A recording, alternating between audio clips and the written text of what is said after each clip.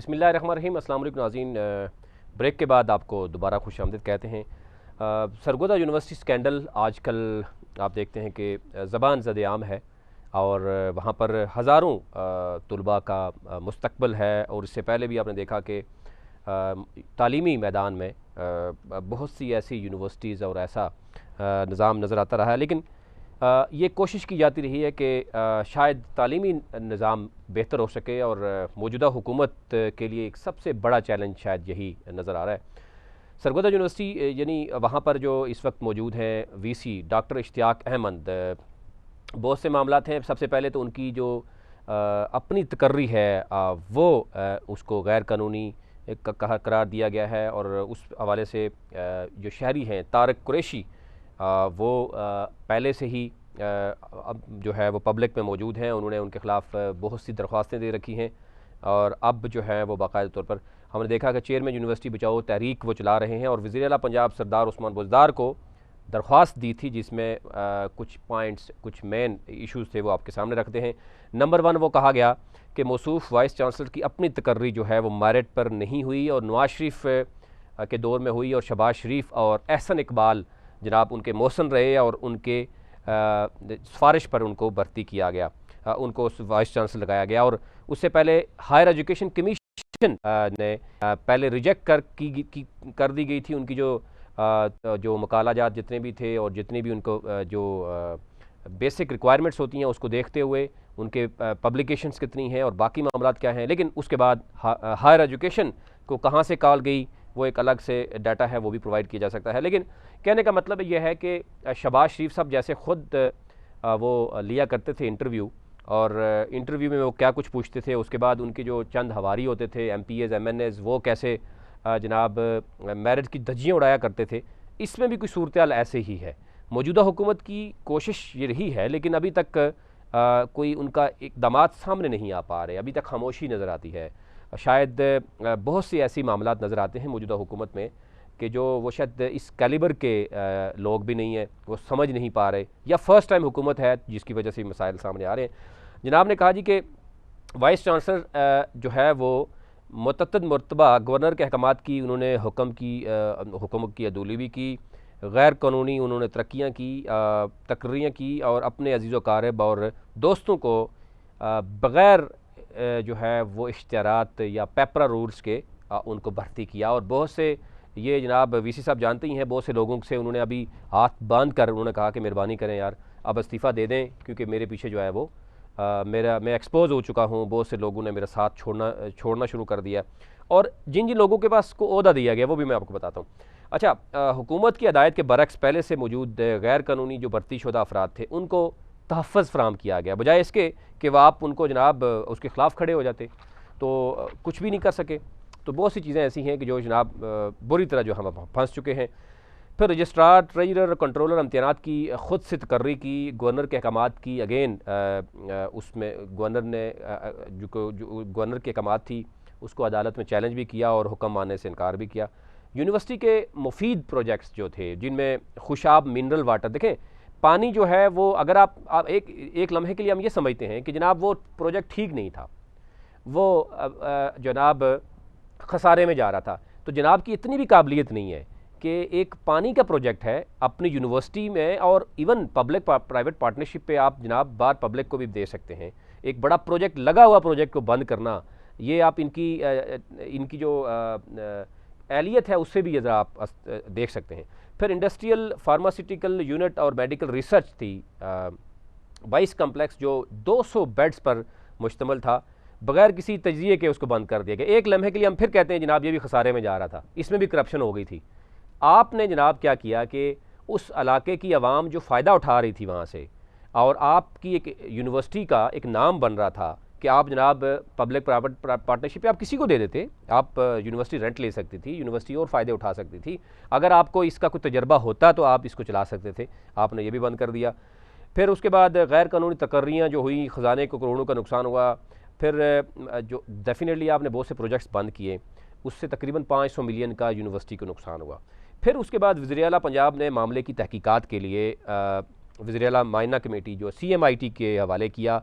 4 माह लगे जनाब उस कमेटी में फजल अब्बास जो मेंबर जनरल हैं उन्होंने इंक्वायरी मुकम्मल की, तमाम इल्ज़ामात जनाब साबित हुए, गैर कानूनी तकर्रियाँ हुई, और अगर ना होती तो जनाब ने वापस लोगों को क्यों जनाब उनसे इस्तीफ़े लिए। अगर इस्तीफ़े की कापियाँ भी आपको दिखाते हैं जनाब, स्क्रीन पे आप देख सकते हैं, जो जिन 10-15 लोगों की इस्तीफ़े आ चुके हैं वो आपको दिखा देते हैं। और अगर वीसी साहब इतने ही मेरिट पे काम करने वाले हैं तो बताएं कि वो 10-15 लोगों से इस्तीफ़े क्यों लिए हैं आपने। अभी भी कुछ बहुत से लोगों से आप इस्तीफ़े मांग रहे हैं, वो आगे से डट गए हैं कि हम इस्तीफ़े नहीं देंगे, और आपके बहुत से डॉक्यूमेंट्स आपके जनाब, आपके बहुत से जो इस्लामाबाद में मीटिंग्स हो रही हैं वो चीज़ें भी हमारे पास आई हुई हैं, वो आपको अलग सी प्रोग्राम में आपको दिखाएंगे। 100 के करीब अफराद भर्ती किए, जिनमें फजल रहमान को डायरेक्टर चाइना स्टडीज़ और 4 लाख रुपए जनाब उसको तनख्वाह दी गई है। वो वजह ना तो मतलब कोई चाइना वहाँ पे स्टडी सेंटर है, और टेन्योर ट्रैक कानून लागू किए, फिर उसके बाद जबकि ना HEC से मंजूरी हुई और ना ही चाइना जो चाइना सेंटर है जिसके नाम पर 4 लाख रुपए दे रहा तनख्वाह, वो भी तामीर नहीं हो सका। फिर ताहिर उमर जो कि VC साहब का भतीजा भी है, वेब डेवलपर तैनात किया, जबकि इसका सिर्फ GPA अगर आप देखें तो 2.2 है। आप इसकी भी आप देख सकते हैं कि मेरिट की क्या जनाब मेरिट है जनाब का। और प्रोजेक्ट सारे बंद कर दिए कि हम एक लम्हे के लिए कहते हैं जी सारे करप्ट थे, इससे पहले जिन लोगों को इन्होंने फारग किया सारे करप्ट थे। हम ये नहीं कह रहे कि वो जनाब बहुत ठीक थे। आपने क्या किया, आपने लोगों को जो भर्ती किया क्या मेरिट पे किया, क्या वो अहल हैं इस काम के, और अभी आपको वो लोग ऐसी मुश्किल में फंसा रहे हैं कि आप सोच भी नहीं सकते। शायद आपकी सोच वहाँ पे ख़त्म होती है जहाँ से वो उनकी शुरू होती है। तो आप ऐसी जगह पे फंस गए जाके कि आपने अपना मुस्तकबिल, पहले से वैसे क्या था, वो अपने कायदे यूनिवर्सिटी में जो कुछ किया था वो भी आपके गले पड़ेगा, और आगे आने वाले दिनों में आपके लिए मसला बनाया। और आपके ज़राए ये भी बता रहे हैं कि आप मुल्क से बाहर जाने वाले। मरियम गोल ताहिर उमर की जो बीवी हैं उनको तैनात किया research officer. Faisal Sadiq HEC के ऑफिसर के बेटे हैं, उनको भर्ती किया रिसर्च ऑफिसर। महर मोहसन मुस्लिम लीग नून के MNA के इमा पर उनको असिस्टेंट डायरेक्टर भर्ती किया। मुस्लिम लीग नून के डिप्टी अपोजिशन लीडर हैं वारिस कल्लू, उनके बेटे मुआज़म शेर को लीगल एडवाइज़र भर्ती किया। जनाब ये आपकी मेरिट है। अगर हफीज़ुल्लाह न्याजी जो मेंबर सिंडिकेट है और नून लीग मीडिया शख्सियत के, आपको पता ही है, बेटे हसन न्याजी को लीगल एडवाइज़र भर्ती कर लिया। फिर लीगल एडवाइज़र की एक सीट के मुकाबले 6 अफराद जनाब वहाँ पर भर्ती किए गए, और दोस्तों को, वकीलों को, जहाँ कहीं से आपको लगा कि शायद आपको वो लोग डिफेंड करेंगे, ये लोग डिफेंड नहीं कर पाएंगे आपको ये भी बता दूं मैं आपको। और बड़े बड़े लोगों को, बड़े बड़े डिफेंड करने के लोगों ने बड़ी बड़ी टीमें बनाई थी, बड़े बड़े ब्यूरोक्रेट्स बनाए गए थे, वो भी उनको डिफेंड नहीं कर सके। जब अल्लाह की लाठी जो है वो बड़ी बेआवाज़ होती है, और मेरिट को की दजियाँ उड़ाना जो है वो फिर आपको पता चलेगा कि ये क्या होता है। और अब आप बच्चों के मुस्तकबिल के साथ वहाँ पे खेल रहे हैं। फिर मीडिया के नाम पर आपको आप इसका मतलब ये नहीं है कि आप एक रिपोर्टर रहे हैं, तो इसका मतलब हरगिज़ ये नहीं है कि आप मीडिया के नाम पर जनाब लोगों को करते रहें। ठीक है, आप बहुत सी खबरें भी रुकवा लेते हैं, आपके असर रसूख मौजूद हैं, लेकिन आपने मीडिया को मैनेज करने के लिए रिपोर्टर्स को जो लाहौर में लोगों को रखा गया था, इस्लामाबाद में रखा गया था, उनको फिर वापस क्यों बुला लिया आपने, इस्तीफ़े क्यों ले लिए। कॉपीज़ हमारे पास मौजूद हैं। उनको 50-50 हज़ार लाखों रुपए आप देते रहे जनाब। फिर पिछले पूरा हफ्ता आप इस्लामाबाद में रहे, आपने कुछ वहाँ पे और कुछ बताया, यहाँ पे क्या कुछ करते रहे। ज़ाहिर है यहाँ पे भी आपके बहुत से दोस्त हैं, वो आपकी हर एक्टिविटी जो है वो नोट कर रहे हैं। वक्त आने पर वही दोस्त आपके सामने खड़े होंगे, ये मेरे से आप लिखवा लीजिएगा, और वही बाहर आपकी मुलाकात करने के लिए जाया करेंगे। इसी तरीके से आप आगे चलते हैं। जो कुछ वेब डिज़ाइनर के नाम पर हुआ, कंटेंट राइटर के नाम पर हुआ, आपने ये यूनिवर्सिटी बनाई हुई है या आपने अपना सोशल मीडिया बनाने के लिए जो कुछ किया हुआ है। पहले से मौजूद अफराद जिनका तकर्रर जनाब हायर एजुकेशन डिपार्टमेंट और ऑडिटर जनरल ने पहले से पॉइंट आउट किया होगा, पहले से मौजूद जो भर्तियाँ हैं वो कि जनाब वो इलीगल हैं, आपने उनको भी तहफ़्फ़ुज़ दिया। हम तो समझ रहे थे कि शायद आप मेरिट को पसंद करेंगे, लेकिन आपने तो उसकी धज्जियाँ ना सिर्फ उड़ाई बल्कि मज़ीद लोगों को भर्ती करने की अहम उहदों पर तैनात किया, जिनमें इज़ारुल हक़ हैं जनाब, मोहम्मद बशीर हैं, मोहम्मद फ़ारूक हैं, मोहम्मद अनवार हैं, मुबश्शिर तारक हैं, एजाज़ अस्कर भट्टी हैं, जैसे अफराद जो हैं वो शामिल हैं। और एडमिनिस्ट्रेशन में अहम ओहदे भी उनको दिए गए हैं। और ऐसे ऐसे लोग हैं जिनको PhD की डिग्री आपकी डिग्री में है नहीं और वो आपने दे दी है। नैब और CMIT के दफातर को जो गलत मालूमात भी फराहम की गई है, उनको गुमराह किया गया। फिर यूनिवर्सिटी हस्पताल में कम वेश 350 मिलियन सर्फ हुए, और चलने की पोजीशन में जब वो आ गया बग़ैर किसी फाइनेंशियल ऑडिट और हुकूमत पंजाब की इजाज़त के आपने बंद कर दिया। मैं समझता हूँ कि शायद सारी चीज़ें आपके इल्ज़ामात होते, लेकिन आपने इस यूनिवर्सिटी में कोई ऐसा प्रोजेक्ट बता दें जो आपने चलाया हो, चलते हुए प्रोजेक्ट्स आपने सारे बंद कर दिए, आवाम को वहाँ पे सहूलियात थी वो आपने बंद कर दी। हमने कहा कि एक समझ लेते हैं कि सारे करप्ट थे जनाब, आप एक मेरिट पे आए थे जनाब, बहुत ही टैलेंटेड थे, आप तो चला के दिखाते ना। फिर आपने चलते हुए प्रोजेक्ट्स को बंद किया और मज़ीद यूनिवर्सिटी को उस लेवल पर ले गए कि जहाँ से अब आगे जो क्या होगा वो आप जानते ही हैं। फिर अस्पताल बंद करने से जहाँ यूनिवर्सिटी के ख़जाने को नुकसान हुआ, वहीं प्राइवेट अस्पतालों को डायरेक्ट फ़ायदा हुआ। वो जिस बंदे ने आपको ये मशवरा दिया था, उस बंदे को भी ज़रा उसकी डेप्थ में जाते तो वो क्या करता है वो भी आपको पता चल जाता। लेकिन ये टाइम आपको बहुत लेट पता चलेगा, जब आप जा चुके होंगे, यही लोग आपके ख़िलाफ़ खड़े होंगे और ये इसी यूनिवर्सिटी में लोग खड़े होंगे और वो दूसरी टीम का हिस्सा बन जाएंगे। अभी से साजिशें आपके ख़िलाफ़ शुरू हो चुकी हैं, आपके ख़िलाफ़ सारी चीज़ें जो हैं वो इकट्ठी की जा चुकी हैं। आप सिर्फ वेट कीजिए, वेट एंड सी की पॉलिसी उन्होंने अपनाई हुई है और आपसे एक मुनाफ़क़त की उनकी ताल्लुकात हैं, इससे बढ़कर आपके साथ ताल्लुकात नहीं हैं। अगर सबूत चाहिए तो आप जब इस्लामाबाद आएँ तो मैं आपको सबूत फराहम कर सकता हूँ। फिर CMIT की जो सिफारशात हैं जनाब कि VC के तमाम गैर कानूनी इक़दामात जो हैं वो उन्होंने किए हैं, VC को वापस कायदे-ए-आज़म यूनिवर्सिटी में अपने ओहदे पर एसोसिएट प्रोफेसर पर भेज कर E&D रूल्स के तहत कार्रवाई की जाए। आपने जो पब्लिकेशन आपको पता ही है कि आपकी पब्लिकेशन कितनी है, आपको ये पता है कि आप VC लगने के काबिल नहीं थे, आपकी काबिलियत नहीं थी, लेकिन आपने एक अच्छा तरीका, क्योंकि ज़ाहिर आप इन चीज़ों को तो आप समझते हैं कि कैसे जो है वो किस सीट तक पहुंचना है, उसके लिए कौन सा तरीका अपनाना है, मीन्स कौन से यूज़ करने हैं, वो तो आप इसको बाखूबी जानते हैं, लेकिन उससे निकलना मुश्किल हो जाता है आपके लिए। और अब वही उसी सूरत हाल में आप वहाँ पहुँच चुके हैं, ना आगे जाने का रास्ता है ना पीछे जाने का रास्ता है। कादिम यूनिवर्सिटी में जो कुछ हो चुका है वो भी आपको पता है, बड़ा मुश्किल काम है आपके लिए। स्पेशल ऑडिट करवाया जाए ताकि तमाम गैर कानूनी इक़दामात जिनके तामीरात में शामिल हैं से माली नुकसान का अंदाज़ा लगाया जा सके। और आपको पता है कि एहतसाब अगर अक्रॉस द बोर्ड होगा तो आपको पता है कि आप और आपके दोस्त कहाँ पे होंगे। जिन अफसरान के ख़िलाफ़ इंक्वायरियाँ की गई इनको ख़त्म किया जाए। और मोहम्मद अनवार एडिशनल ट्रेजरर और एजाज़ भट्टी ने CMIT और नैब को गलत अदाद-ओ-शुमार जो बताए हैं, देखें हक़ाइक़ छुप नहीं सकते।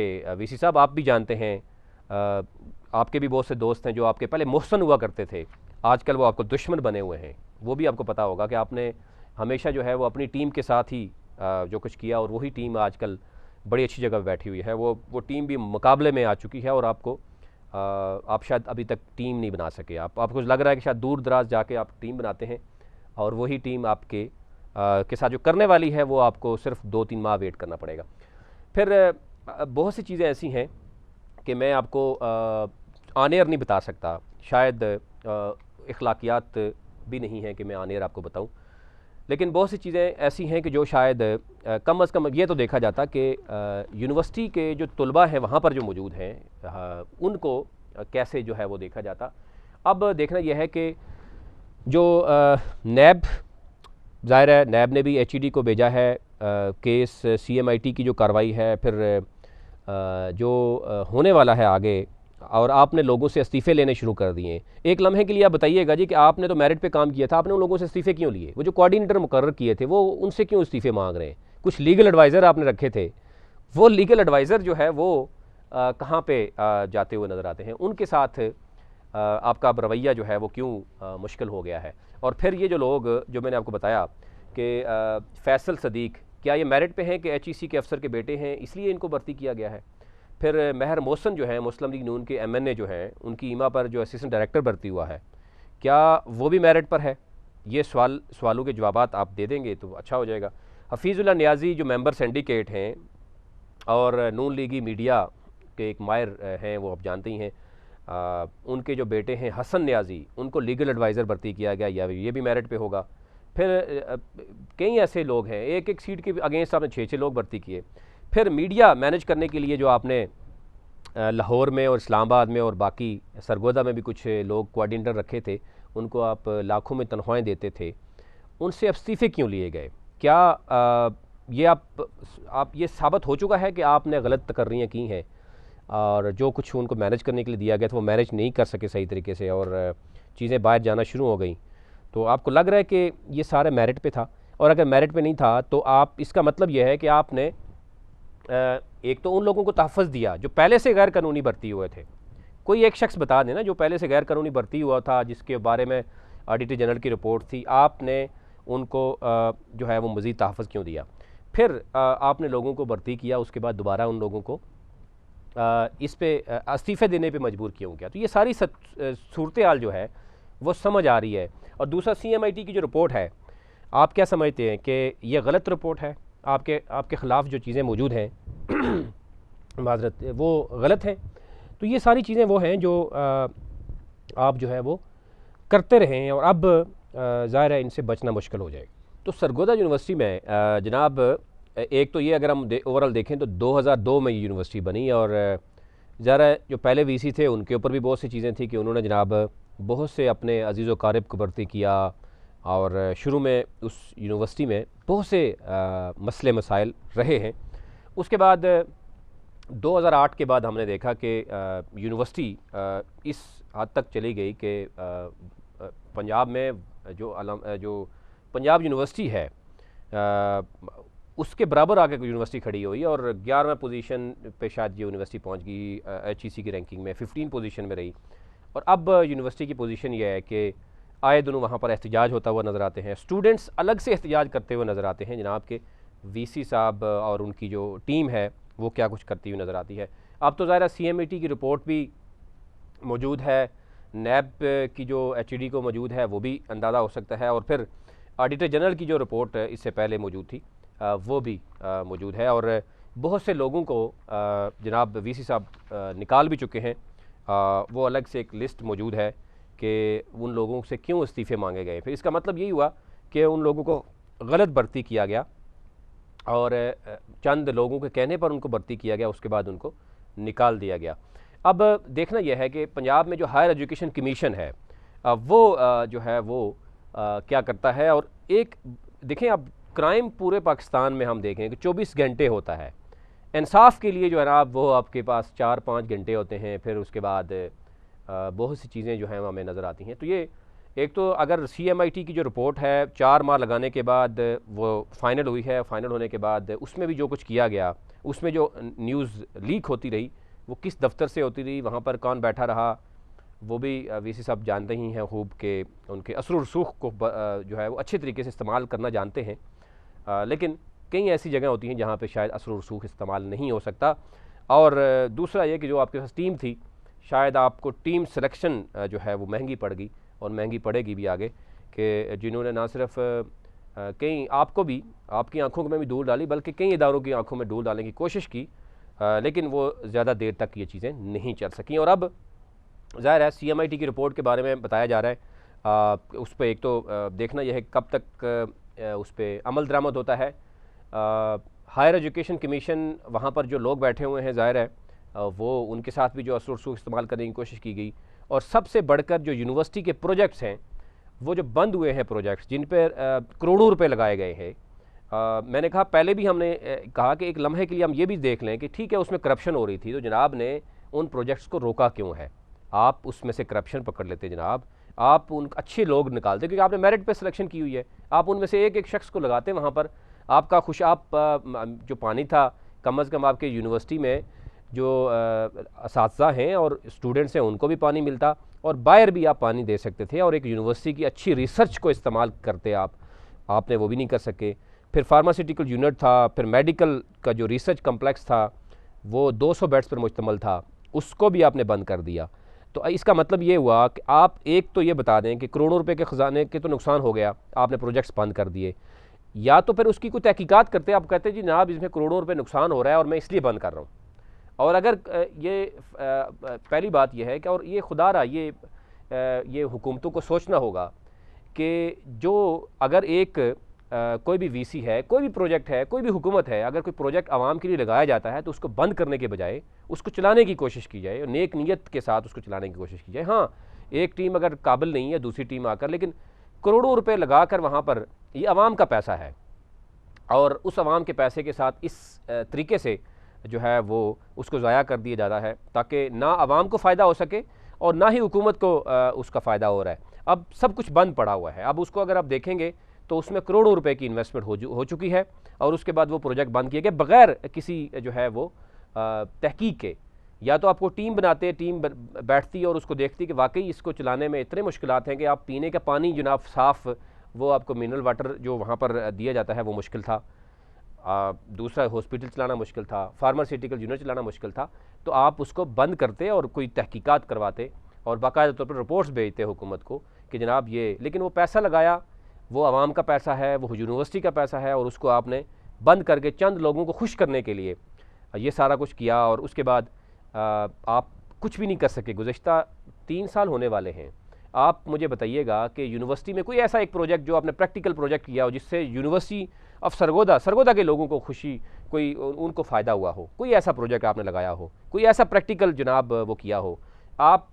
दूसरा ये है कि आप 3.5 सालों में अगर आप देखें तो आपके यूनिवर्सिटी के अंदर वीसी ऑफिस में आपने कितने दिन गुजारे हैं, और उसके अलावा आप बाहर और इस्लामाबाद में आपने कितने दिन गुजारे हैं, और आपकी टीम जो है वो आजकल बड़ी मसरूफ़ रहती है, बड़ी परेशान भी है टीम आपकी, कोशिश कर रही है कि आगे पीछे से कोई असर रसूख लड़ाने की कोशिश की। बड़े बड़े लोगों को वो मिलते भी रहे हैं, कोशिश भी की, कुछ लोगों ने हाथ खड़े कर लिए कि जनाब हम कुछ नहीं कर सकते।